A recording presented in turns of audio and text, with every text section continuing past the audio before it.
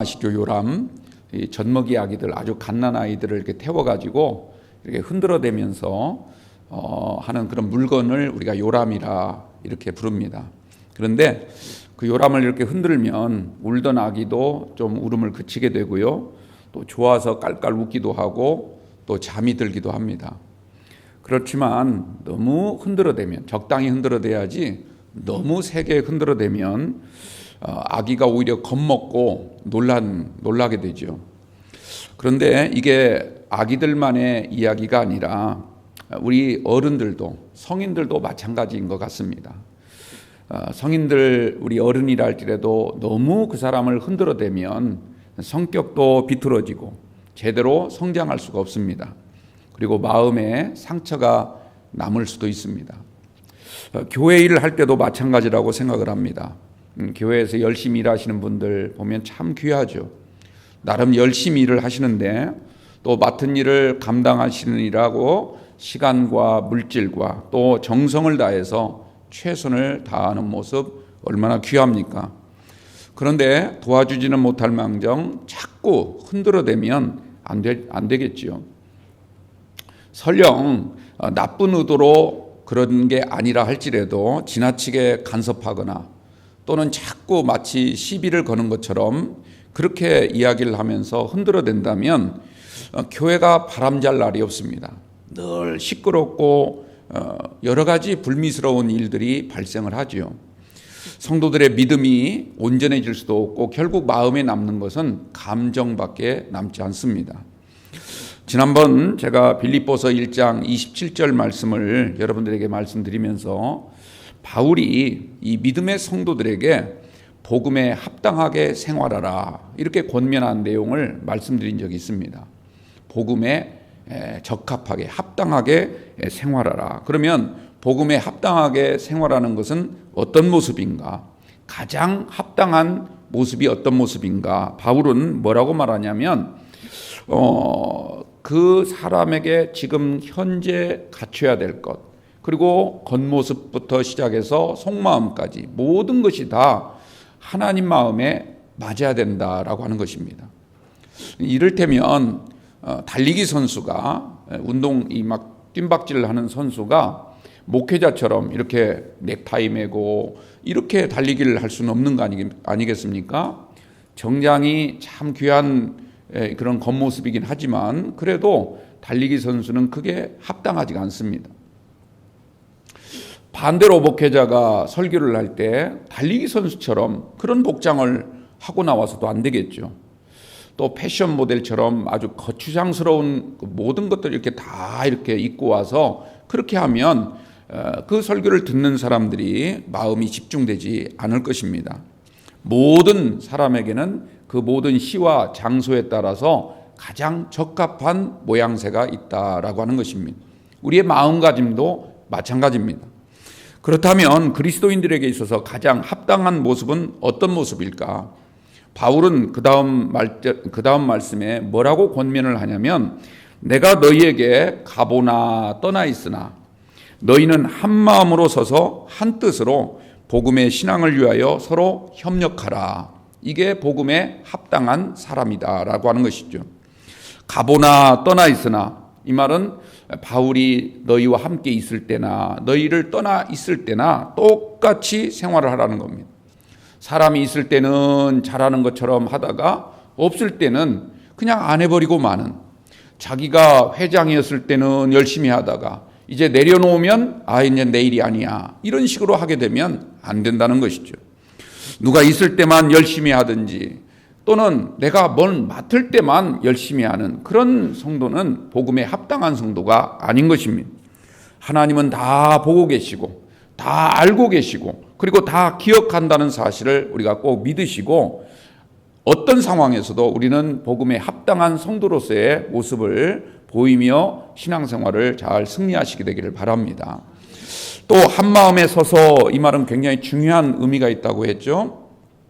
전쟁 때 이 적들이 공격해오는 것을 방비하는 이 군인들이 한 손에 방패를 들고 또 다른 한 손으로는 옆 사람, 방패를 든 사람의 손을 꽉 붙잡으면서 서로 껴안고 서 있으라. 한 마음으로 서 있으라, 이런 말씀입니다. 왜냐하면 어느 한 곳이 뚫리게 되면 전체가 다 결국은 무너지게 되고 결국 그로 인해서 전쟁을 패배할 수밖에 없게 되는 것입니다.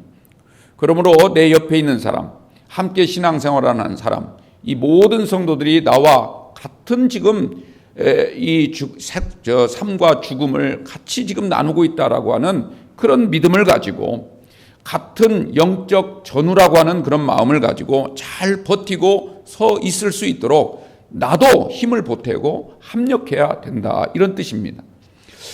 이것은 곧 우리에게 굉장히 생명과 연관된 중요한 일임을 바울은 우리에게 말씀하고 있습니다. 그래서 한 뜻으로 서로 협력하는 것, 바로 이것이 그리스도인의 합당한 생활이고 그리스도인들이 갖출 성숙한 믿음의 태도다.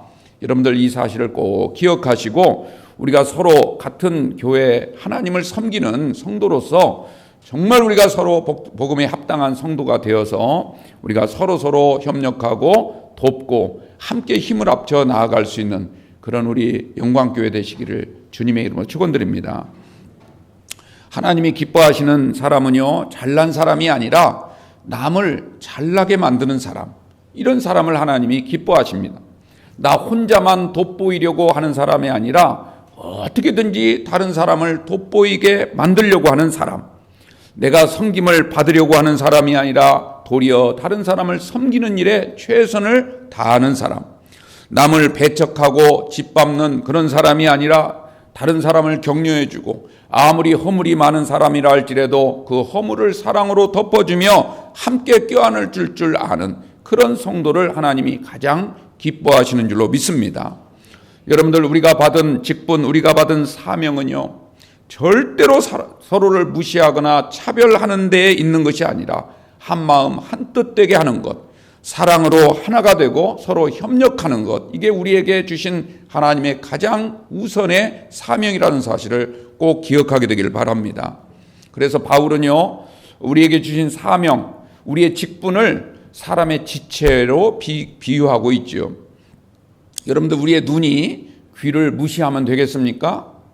또 우리의 손이 발을 차별하면 되겠습니까? 그건 절대로 되지 않는 거죠. 이건 협력하는 게 아닌 것입니다.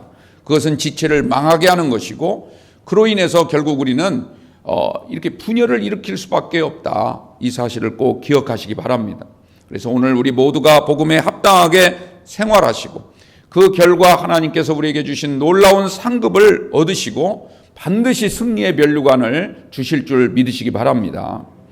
오늘 본문 말씀 23절 말씀에도 보면 이렇게 바울은 권면합니다. 내가 복음을 위하여 모든 것을 행함은 복음에 참여하고자 합니다. 여러분들, 복음에 참여한단 말이 무슨 뜻이겠습니까? 바로 구원에 참여한단 말이고 하나님 나라에 동참한다는 얘기입니다. 그리고 무엇보다도 영생을 얻을 수 있는 길임을 우리에게 말씀하고 있는 겁니다. 우리가 만약에 평생 교회 다니면서도 구원과 동떨어진 삶을 살아간다면, 하나님 나라 가는 길이 아니라 엉뚱한 길로 간다면 어떻게 되겠습니까? 복음에 참여하는 성도가 가장 귀하고 복된 성도인 줄 믿으시기 바랍니다. 열심히 일하고 열심히 봉사하는 것도 중요하지만 복음에 참여하지 못한다면 그것은 헛수고에 불과한 것이 되고 마는 것이죠. 그것은 결국 우리의 인생의 비극일 수밖에 없다는 겁니다.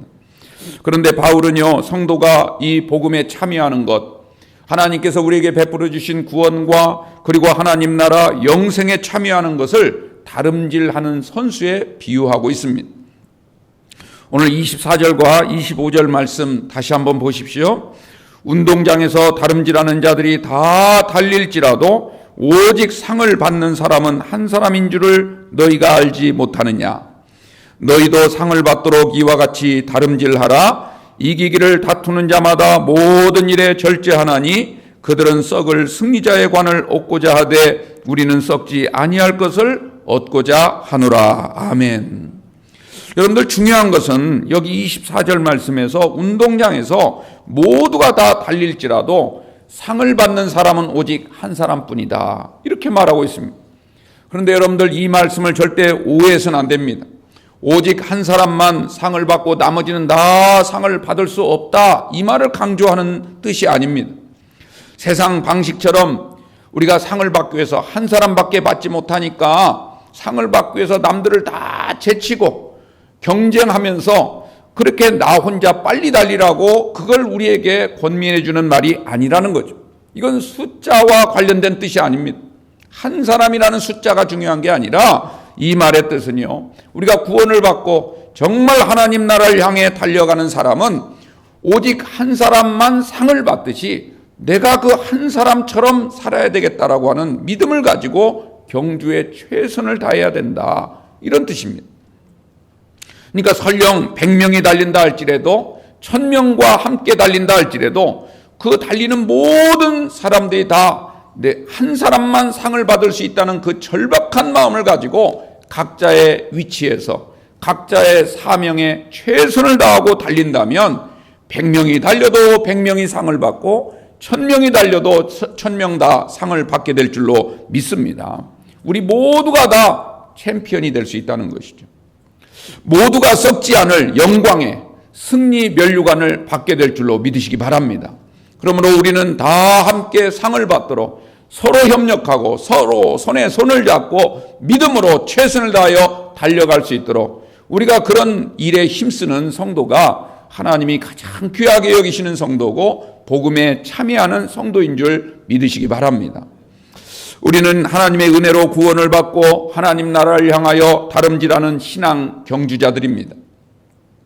중요한 것은 세상 달리기 시합에서도 경주자가 경주를 할 때 지켜야 할 룰이 있듯이 어떤 규칙이 있듯이 하나님 나라를 향해 다름질하는 신앙 경주자들도 반드시 지켜야 될 신앙 경주의 룰이 있다는 사실입니다. 무조건 빨리 달린다고 이기는 게 아닙니다. 자기 식대로 아무렇게나 달려서는 절대 안 되는 것입니다. 바울은요, 하나님 나라를 향하여 달려가는 신앙 경주자가 지켜야 될 룰을 다시 말하자면 믿음의 태도로 설명하고 있는데 이것을 세 가지로 오늘 말씀하고 있습니다. 25절에서 27절 말씀을 읽어보면 너희도 이와 같이 다름질하라. 상을 받기 위해서 영광의 승리 면류관을 받기 위해서는 이와 같이 다름질해야만 된다는 사실을 우리에게 가르쳐주고 있습니다. 오늘 우리도 꼭 기억하십시오. 우리가 하나님 나라를 향하여 달려가는 우리의 그 다름박질이 결코 헛되지 않도록 결코 수포로 돌아가지 아니하도록 우리 모두가 다 승리의 면류관을 얻을 수 있도록 오늘 바울의 권면의 말씀을 잘 우리가 듣고 배우셔서 그 이 말씀대로 여러분들 다 승리하시는 귀한 성도들이 다 되시기를 주님의 이름으로 축복드립니다. 첫 번째는 뭡니까? 절제하라는 겁니다. 절제하라. 25절 그렇게 말씀을 하죠. 이기기를 다투는 자마다 모든 일에 절제하나니 그들은 썩을 승리자의 관을 얻고자 하되 우리는 썩지 아니할 것을 얻고자 하노라.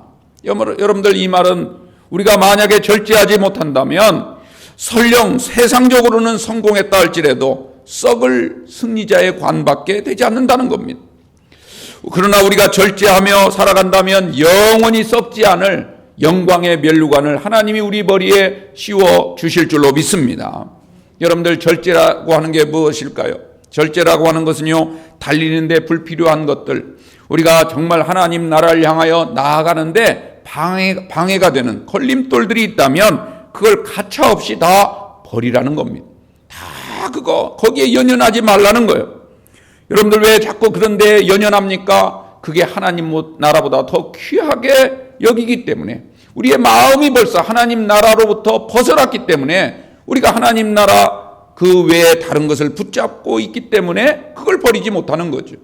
그러나 그 모든 것을 버려야만 최종적으로 영광의 승리를 얻게 될 줄로 믿습니다. 여러분들 절제하면 반드시 승리의 면류관이 우리에게 온다. 이 사실을 꼭 기억하게 되길 바랍니다. 절제하지 못하면 절대 승리할 수가 없습니다. 상을 받을 수가 없습니다. 하나님의 성도도요, 절제하지 못하면 절대로 승리하지 못하고 상을 받을 수가 없습니다. 뿐만 아니라 다른 사람에게 해를 끼칠 수가 있는 것입니다. 우리는 하나님의 나라를 위하여 절제하는 연습을 매일같이 감당해야 될 줄로 믿습니다. 여러분들, 바울은 갈라디아서 5장에 성령의 9가지 열매를 우리에게 하나하나 소개해 주는데 그 마지막 열매가 뭡니까? 절제의 열매죠. 절제의 열매. 다른 것을 다 잘하고도 절제를 하지 못한다면 모든 게 소용 없어지기 때문입니다. 그런데 또 디모데후서 3장 말씀을 보니까 말세가 되면 설령 믿음의 성도들이라 할지라도 어떤 현상이 나타나는가? 절제하지 못하는 자들이 많아진다. 이렇게 설명하고 있습니다. 그러니까 이 절제라고 하는 것은 말세와 아주 직접적인 연관이 있다. 이런 뜻이죠. 여러분들, 우리가 늘 하나님 나라에 갈 때까지, 그 나라에 도착할 때까지 육신적인 것, 이 생의 모든 것들을 다 여러분들 제어하시고 오직 하나님 나라를 더욱더 뚫어지게 바라보며 믿음으로 나아갈 수 있는 여러분들이 꼭 되시기 바랍니다. 민수기 11장 보면요, 하나님이 주신, 이스라엘 백성들에게 하나님이 주신 거룩한 식량이 있지 않습니까? 만나를 주셨어요. 이스라엘 백성들은 그 만나가 부족하지 않았습니다. 그 만나로 인해서 아주 배불리 먹을 수 있었고요, 조금도 그 배를 고른 사람들이 없었던 것입니다. 그럼에도 불구하고 이 백성들이요, 하나님 앞에 고기를 달라고 떼를 쓰는 거예요. 고기를 먹고 싶다고. 우리가 애굽에 있을 때는 생선도 먹고 또 오이와 참외와 부추와 파와 마늘도 먹었는데 이 하찮은 음식, 이 만나 말고 고기를 좀 주세요. 이렇게 지금 하나님 앞에 떼를 쓰고 있습니다. 여러분들, 그들이 배가 고파 떼를 쓰는 게 아닙니다. 먹을 게 풍성한데도 불구하고 고기를 먹고 싶다고 하는 거예요. 막 불평을 하는 겁니다. 그래서 하나님은요, 그들에게 메추라기를 마치 소낙비처럼 내려주셨다. 이렇게 본문은 말씀하고 있습니다. 얼마나 많이 내려주셨는지 이스라엘 진영의 끝에서 이 끝에서 저 끝까지 지면에 1m가량 쌓이도록, 여러분들 한번 상상을 해보십시오. 지면 땅에서부터 1m 정도가 쌓일 정도로 아주 수북하게 내려주셨던 겁니다. 그래서 아무리 적게 거둔 자라 할지라도 10호멜을 거뒀더라. 10호멜이라고 하는 게 얼마만큼의 양이냐면, 여러분들 옛날에 시골에서 이렇게 우리가 보통 달구지라고 하잖아요. 수레. 그 수레 하나가 한 호멜이 실립니다. 그러니까 10호멜이라고 하면 10수레를 담을 수 있을 정도의 양이라는 거예요. 어마어마한 양입니다. 그런데 이스라엘 백성들은요, 그 많은 메추라기를 거두어 놓고도 하나님께 감사를 드리기는커녕 그냥 먹니라고 정신줄을 놓는 그런 모습을 비춰주고 있습니다. 그러자 하나님이 어떻게 했습니까? 그들이 절제하지 못하는 그런 탐욕스러운 모습을 보시고 큰 재앙을 내리시게 되었고요. 그래서 그곳 이름을 기브롯 핫다와라, 즉 탐욕자들의 무덤이라, 이렇게 이름을 지었다는 것이죠. 여러분들, 그들이 먹지 못해서 그런 게 아닙니다. 풍성했는데도 불구하고 그들은 그들의 탐욕을 절제하지 못했던 것입니다. 여러분들, 칼리 로저스라고 하는 영국 여성이 있는데요, 이 여성은 나이가 불과 10대인데도 불구하고 어마어마한 행운을 잡았던 여성입니다. 그는 원래 이 생활이 매우 검소했고요, 또 협동조합에서 하루 매일같이 일하는 그런 직업 여성이었습니다. 그런데 어느 날 복권에 당첨이 됐습니다. 그 복권 액수가 얼마였냐면 영국 돈으로 190만 파운드, 우리나라 돈으로는 약 30억 정도가 되는 엄청난 돈을 그가 당첨되어서 받았던 거죠. 그런데 문제는요, 이 여성이 그때부터 사치와 방탕에 빠지기 시작합니다. 육신적인 쾌락만을 즐기게 됩니다. 날마다 쇼핑을 하고요, 매일 밤만 되면 파티를 엽니다. 얼굴은 수십 번 고쳐서 성형수술을 수차례를 하게 되죠. 열심히 다니던 교회도 발을 끊고 결국 나중에 술에 취하게 되고 마약까지 손대게 되는 그런 일을 저지르게 됩니다. 그러고도 그걸 감당치 못해서 심한 우울증까지 걸려서 수차례 자살 시도까지 하였습니다. 불과 10년 만에 그녀는요, 폐인이 되고 말았습니다. 지금은 모든 돈을 다 탕진해버리고 2천만 원 월세방에 살고 있다. 이렇게 뉴스 보도가 나오더라고요. 다행인 것은요, 늦게나마 정신을 차리고 다시 하나님께로 돌아와서 지금은 세 아들을 키우면서 열심히 그리고 소박하게 살고 있다라고 하는 것이죠. 여러분들, 일확천금이라고 하는 것, 이게 참 우리가 좋은 것 같지만, 그러나 그 일확천금이 사람의 눈을 멀게 만들고 결국 우리가 정말 지켜야 될 것들, 우리가 정말 소중히 여겨야 할 가치를 다 놓쳐버린 채 절제하지 못하는 그런 삶에 빠질 수 있다는 것을 우리가 꼭 기억하시고, 그 칼리 로저스라고 하는 여성이 가장 크게 잃어버린 것은 바로 절제의 삶이었던 것입니다. 여러분들, 절제라고 하는 것이 얼마나 귀하고 복된 일인가. 특히 우리 믿음의 성도들에게 꼭 요구되는 것은요, 절제입니다. 우리가 절제의 삶을 살아야 될 줄로 믿습니다. 절제해야 승리하는 거죠. 운동선수가 절제하지 못하고 자기 먹고 싶은 거 다 먹고 하고 싶은 거 다 한다고 하면서 훈련을 게으리 한다면 어떻게 승리할 수가 있겠습니까? 마찬가지로 우리 신앙의 성도들도요, 우리가 하고 싶은 거 다 하고 가고 싶은 데 다 가고 자기 중심으로 모든 걸 다 살면서 우리가 하나님 앞에 어떻게 승리의 관을 요구할 수가 있겠습니까? 그걸 원할 수 있겠습니까? 여러분들, 절제하는 삶은 정말로 귀한 삶이라는 것을 기억하시고 우리가 무엇보다도 절제하는 연습을 날마다 행하며 나아갈 수 있는 성도들이 꼭 되시기 바랍니다. 우리가 절제해야 될 것이 무엇이겠습니까? 육신의 욕심, 안목의 정욕, 이생의 자랑, 이 모든 것들을 절제해야 됩니다. 왜냐하면 그것이 바로 우리가 다름질하는 데 방해되는 것들이거든요. 하나님 나라에 이르는데 늘 우리를 걸려 넘어지게 만드는 그런 요인들이 바로 육신적인 것들입니다. 이것을 잘 이길 수 있는 저와 여러분들이 꼭 되시기를 주님의 이름으로 축원합니다. 두 번째로요, 바울은 말합니다. 우리가 승리의 면류관을 받으려면 모든 다름질에서 우리가 이기려면 어떻게 해야 되는가? 목표를 분명히 정하라. 이렇게 말씀을 합니다. 26절 보십시오. 그러므로 나는 다름질하기를 향방 없는 것 같이 아니하고 싸우기를 허공을 치는 것 같이 아니하며, 이렇게 말합니다. 여러분들, 승리를 하려면 목표를 분명하게 정해야 됩니다. 그리고 우리의 삶의 방향을 정해야 됩니다. 목표와 방향을 잘못 정하게 되면 죽도록 뛴다 할지라도 결국 피곤하기만 할 뿐이죠. 인생은 무의미해지고 허탈해질 뿐입니다. 여러분들, 우리의 목표는 무엇입니까? 바로 우리 주님 예수 그리스도, 바로 그분이 지신 십자가가 우리 삶의 목표요, 우리 삶의 방향인 줄로 믿습니다. 믿음의 주여 우리를 온전케 하시는 예수만 바라봐야 될 줄 믿으시기 바랍니다. 성도 여러분, 여러분 모두가 지금 어디로 가고 있는지 잘 한번 본인을 살펴보십시오. 어디로 가는지도 모르고 그냥 향방 없이 무조건 달리기만 한다면, 열심히 달리기만 한다면 그게 다 되겠습니까? 오히려 목표를 제대로 잡지 아니하고 향방 없이 달렸다가는 큰 위험에 빠지고 맙니다. 우리가 싸워야 할 상대를 바라보지 않고 만약 허공에다가 주먹질을 한다면 힘만 빠지게 되고요, 결국 패배할 수밖에 없는 것입니다. 여러분들, 우리가 싸워야 할 상대는요, 교회가 아닙니다. 하나님이 아닙니다. 같이 신앙생활하는 믿음의 성도들이 아닙니다. 우리가 싸워야 될 상대는요, 우리를 미혹하게 만드는 악한 영들입니다.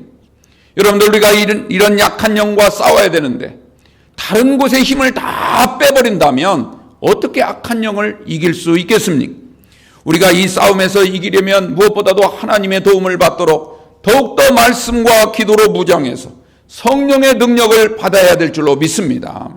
같이 신앙생활하는 교우들끼리 절대 싸우지 마십시오.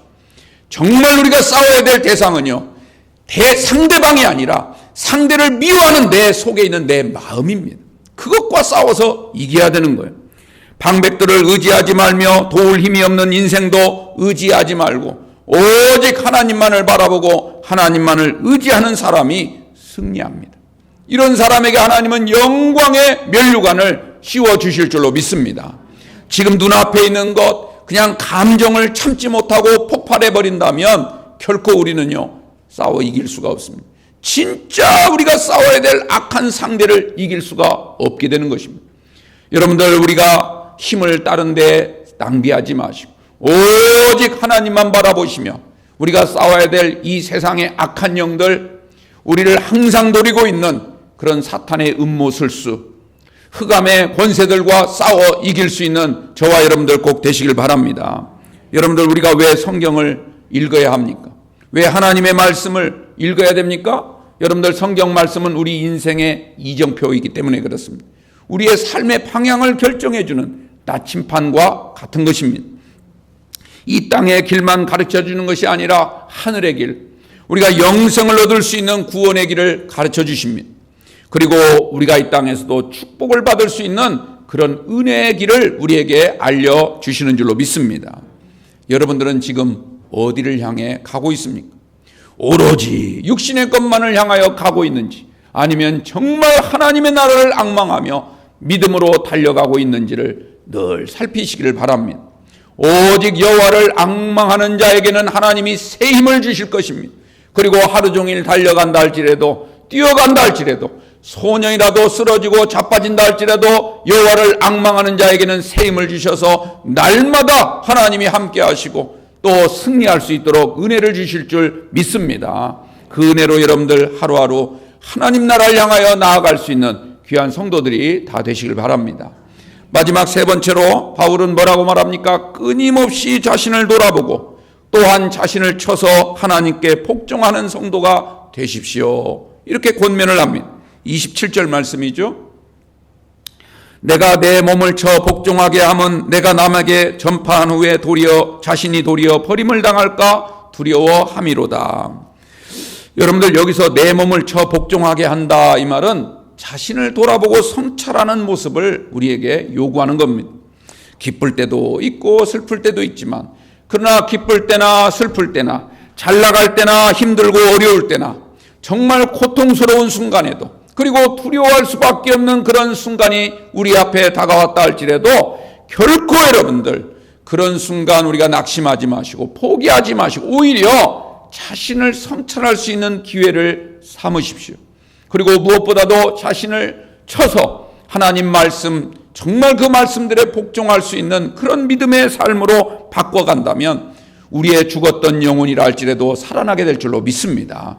우리의 병든 모든 것들이 고침받고 다시 한번 주님의 은혜로 놀랍게 회복될 줄로 믿습니다. 그리고 무엇보다도 우리가 우리 자신을 성찰하고 말씀에 복종하는 순간 우리의 믿음이 더욱더 굳세어집니다. 하나님이 우리의 영혼을 소생시켜 주실 줄 믿습니다. 그리고 무엇보다도 세상을 향하여 이기며 나아갈 수 있는 능력의 종들로 하나님이 세워주시는 겁니다. 여러분들, 이런 은혜를 꼭 받으시기를 주님의 이름으로 축원합니다. 금년 이제 다음 주가 성탄절이고 그 다음 한 주가 더 있으면 참 좋을 텐데 다음 주가 또 송년주일이더라고요. 마지막 주일이에요. 금년 한 해 정말 어떻게 지내왔는지 정신없이 지내왔는데, 그러나 여러분들, 우리가 다른 건 다 잊는다 할지라도 하나님의 은혜는 절대 잊지 마십시오. 하나님이 우리를 사랑하셔서 오늘까지 인도하여 주시고 오늘 이곳에 세워주시고 우리 하나님을 아버지로 찬송할 수 있는 것 하나님 은혜인 줄로 믿습니다. 주여, 부족하고 연약하고 정말 하나님 없이 살아갈 수 없는 하루하루였는데 하나님이 나를 사랑하셔서 오늘까지 인도해 주신 줄 믿습니다. 오직 주님의 은혜만을 생각하면서 그 은혜로 하나님께 감사로 금년 한 해를 잘 마치게 되기를 바랍니다. 하나님이 새 힘을 주셔서 여러분들의 심령, 비록 상한 갈대와 같은 모습이라 할지라도 정말 겉모습은 형편없고 후패하고 낡았고 정말 어디에도 쓸모없는 그런 나뭇가지 같은 그런 심령이라 할지라도 하나님이 다시 한번 붙잡아 주시고 여러분들을 거룩한 장 중에 하나님이 붙잡고 사용하시는 은혜를 주실 줄로 믿습니다. 그 은혜로 여러분들 다 기쁨과 은혜가 넘치고 하나님이 주신 평강 가운데 승리하시는 귀한 역사 있기를 주님의 이름으로 축원드립니다. 기도하겠습니다.